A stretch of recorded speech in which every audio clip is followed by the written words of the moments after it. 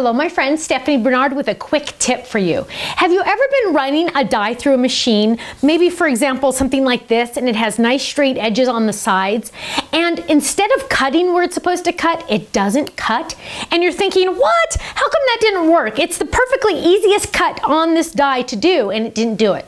Well, chances are you had a speed bump. What do I mean? Well, when you put your paper through the machine, it's human nature to want to go straight through. Here's your roller, and it's human nature to want to go perfectly straight, just like that.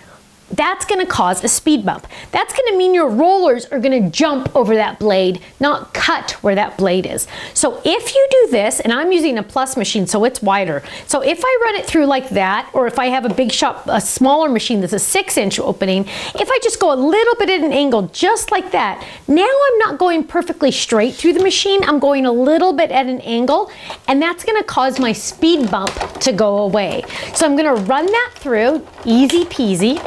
And it's going to be quieter too. Did you notice that? And look at that. Perfectly cut edges. I'm going to fold my flip it card.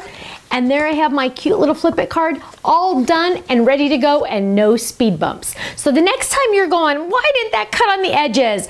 Put it a little bit at an angle and run it through that machine, and you'll have the perfect cutout every time. Thanks so much. Bye-bye.